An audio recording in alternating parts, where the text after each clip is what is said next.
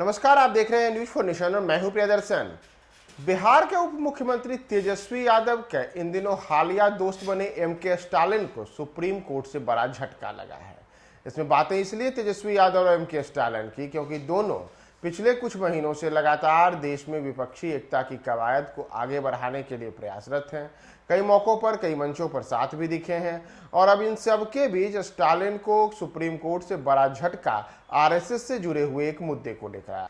दरअसल आरएसएस ने तमिलनाडु में 2 अक्टूबर यानी कि गांधी जयंती के अवसर पर रूट मार्च निकालने का निर्णय लिया था, लेकिन पिछले वर्ष आरएसएस के इस रूट मार्च को स्टालिन सरकार ने अनुमति नहीं दी और स्थिति हुई कि आरएसएस ने राज्य सरकार के इस निर्णय को कोर्ट में चुनौती दी।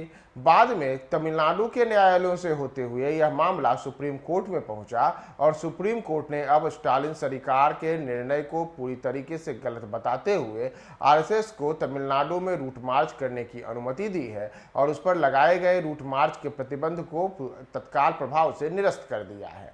तो एक बड़ा झटका स्टालिन को लगा है। स्टालिन की सरकार ने पिछले वर्ष अक्टूबर 2022 में आरएसएस द्वारा मद्रास सहित अलग अलग जगहों पर जो रूट मार्च निकालने का निर्णय था उस पर प्रतिबंध लगा दिया था, लेकिन अब आरएसएस को सुप्रीम कोर्ट से बड़ी राहत मिली है तो स्टालिन को दूसरी ओर बड़ा झटका लगा है। इसके पहले मद्रास हाई कोर्ट ने भी आरएसएस को सहानुभूति देते हुए वहां पे रूट मार्च निकालने की अनुमति दी थी, लेकिन बाद में स्टालिन ने मद्रास हाई कोर्ट के इस फैसले को सुप्रीम कोर्ट में चुनौती दी और अब सुप्रीम कोर्ट के न्यायाधीश वी रामा सुब्रमण्यम और जस्टिस पंकज मित्तल की बेंच ने राज्य सरकार की याचिका को खारिज कर दिया। सुनवाई के दौरान तमिलनाडु सरकार की तरफ से मुकुल रोहतगी ने सुप्रीम कोर्ट में अपना पक्ष रखा। उन्होंने कोर्ट को बताया कि राज्य सरकार 6 जिलों में मार्च की इजाजत नहीं दे सकती क्योंकि इन इलाकों में पीएफआई और बम ब्लास्ट आदि का खतरा है। दरअसल पिछले साल 2 अक्टूबर को आरएसएस ने तमिलनाडु में 51 जगहों पर रूट मार्च निकालने का ऐलान किया था, जिसकी स्टालिन सरकार ने इजाज़त नहीं दी थी। डीएमके सरकार से रोक लगने के बाद आरएसएस ने हाईकोर्ट का रुख लिया, लेकिन वहां भी उसे झटका लगा। आरएसएस की याचिका पर मद्रास हाईकोर्ट ने 6 जगहों पर को छोड़कर बाकी जगहों पर कुछ शर्तों के साथ मार्च निकालने की सहमति जताई थी, लेकिन बाद में स्टालिन सरकार ने इस फैसले को सुप्रीम कोर्ट में चुनौती दी और कहा कि आरएसएस के रूट मार्च को इजाज़त न देने के पीछे सांप्रदायिक सद्भाव बिगड़ने की आशंका है। राज्य सरकार ने कानून व्यवस्था का हवाला देते हुए आरएसएस और अन्य संगठनों की रैली निकालने और जनसभा करने से मना कर दिया था। सरकार ने आशंका जताई थी कि पीएफआई पर प्रतिबंध लगने के बाद इस्लामिक संगठन विरोध प्रदर्शन कर रहे हैं। ऐसे में रैली को इजाजत देने से राज्य में सांप्रदायिक हिंसा भड़क सकती है, लेकिन अब सुप्रीम कोर्ट ने आरएसएस को बड़ी राहत दी है और स्टालिन सरकार को झटका दिया है।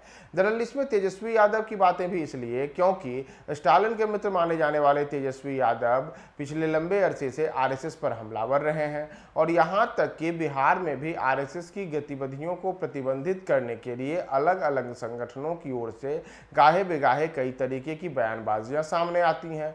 उसमें तेजस्वी यादव की पार्टी राष्ट्रीय जनता दल के कुछ नेता भी हमलावर होते हुए आरएसएस को इस तरीके की बिहार में जो गतिविधियां होती हैं उस पर प्रतिबंध लगाने की बातें करते रहती हैं, लेकिन उनकी कथित बातों पर अभी तक राज्य सरकार की ओर से कोई संज्ञान नहीं लिया गया है और बिहार में तमाम तरीके की जो आरएसएस की गतिविधियां हैं वो सुचारू रूप से संचालित हैं।